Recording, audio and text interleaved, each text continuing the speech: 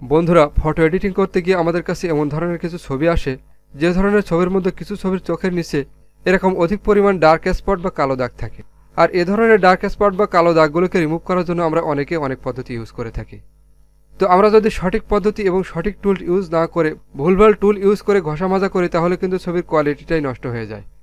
আমি আজকে আপনাদের দেখাবো কিভাবে আপনারা খুব সহজেই একদম সঠিক পদ্ধতিতে এবং অল্প সময়ের মধ্যে এ ধরনের যে কোনো ছবির ডার্ক স্পটগুলোকে স্মুথলি রিমুভ করে একটি প্রফেশনাল মানের ছবিতে রূপান্তর করতে পারেন। বন্ধুরা চলুন তাহলে শুরু করি। বন্ধুরা দেখতে পাচ্ছেন আমি অলরেডি এ ধরনের একটি ছবিকে ফটোশপ সফটওয়্যারে ওপেন করে নিয়েছি। দেখুন এই ছবির চোখের নিচে অধিক পরিমাণে কালো দাগ। আমরা এখন এই ছবিটির কোনো কোয়ালিটি লস না করেই এই কালো দাগটি রিমুভ করব। তো প্রথমে আপনি যেটা করবেন সেটা হলো এই ছবির যে ব্যাকগ্রাউন্ড লেয়ারটি আছে এখান থেকে আরেকটি ডুপ্লিকেট লেয়ার তৈরি করে নেবেন। তার জন্য আপনি কিবোর্ড থেকে Ctrl+J প্রেস করবেন। দেখুন আমি এখানে একটি ডুপ্লিকেট লেয়ার তৈরি করে নিয়েছি। এখন উপরের লেয়ারটি সিলেকশন করে আপনারা চলে যাবেন ফিল্টার মেনুতে। ফিল্টার থেকে আদার থেকে হাই পাস অপশনে এটা ক্লিক করবেন।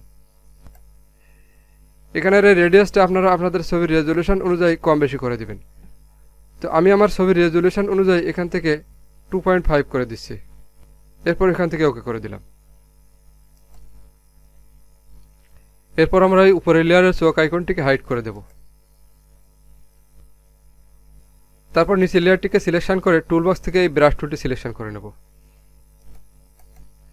এরপর প্রথমে ব্রাশ টুলের হার্ডনেসটা একটু কমিয়ে 50 থেকে 60-র মধ্যে রাখব এবং এখান থেকে অপাসিটি কমিয়ে 15 করে দেব এবং এখান থেকে ফ্লো কমিয়ে 30 করে রাখব। এরপর আমরা এই ব্রাশের সাইজটা একটু ছোট করে নেব। এখন কিবোর্ড থেকে অল কি প্রেস করলে দেখুন এখানে আইড্রপার টুলটি শো করবে। এখন এই আইড্রপার টুল দিয়ে চোখের এই কালো অংশের নিচে যে ভালো অংশটুকু আছে এখান থেকে একটি কালার পিক করে নেব। তো আমি এই ভালো অংশের উপর একটা ক্লিক করছি। দেখুন এই কালারটি আমাদের এখানে পিক হয়ে গেছে।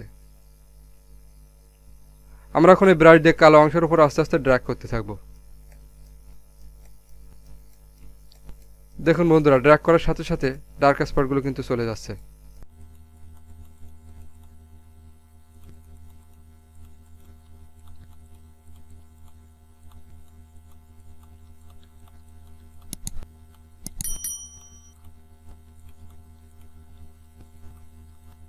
দেখুন বন্ধুরা কালো স্পটটি কিন্তু এখানে আর নেই।